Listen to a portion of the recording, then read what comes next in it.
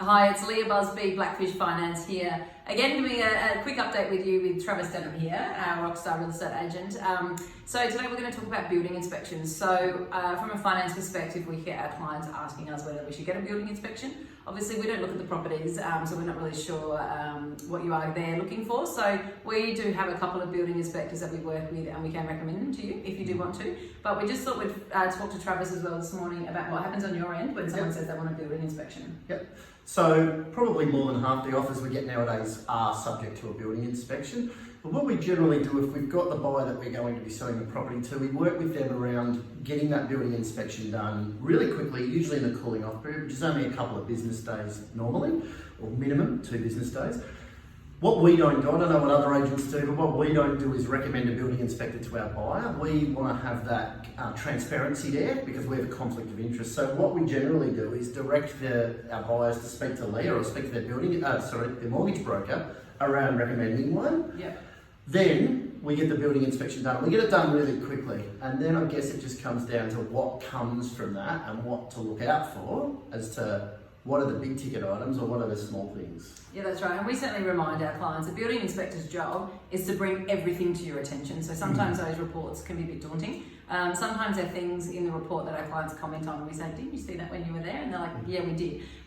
Certainly from my perspective, because we're looking after our clients, we would say, look, if there is something that needs some work, a fairly common one we see is a leak in the shower, is to go back to the agent, negotiate either for it to get fixed, by a plumber and get a confirmation that's been done properly, or via their insurance claim. But we do recommend it goes back via the conveyance, it gets put into the contract that we need XYZ fix. Trav, what normally happens if a client comes back to you saying, oh, the retaining wall needs fixing, it's going to cost us $5,000. What's your position on that sort of thing normally? Okay, so what we generally do is verify that, get a quote or a couple of quotes as quick as we can, and then it's a negotiation really between the buyer and the vendor. And sometimes it's the vendor pays some or all, sometimes it's I understand that, Mr. Buyer, but Mr. Buyer A, but Mr. Buyer B and Mrs. Buyer C are aware of that and are prepared to go ahead if you don't want the property. So it's always a negotiation, but generally it's give and take.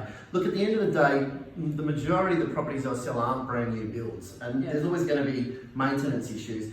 But it is the big ones that we need to look for. Just on the water, the water meter reading levels behind showers, happens probably half the time. We see it a lot.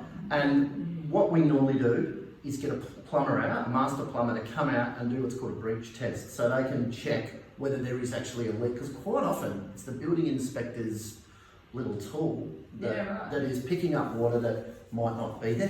Okay. Yeah. But anyway, at the end of the day, what we're trying to do is make sure everyone's happy. The vendor's happy with the sale price and the conditions, and the buyer hasn't been dudded and is getting the home that they're after. So that's right. So if you've got any questions about building inspection, it can't hurt. We do recommend getting it done after you've negotiated on the price. So don't go and get a building inspection done first, because that'll cost you a few $100s and you might not come to an agreement anyway with purchase price. So we do recommend to our clients, get a number locked in with the agent and then get the building inspection done.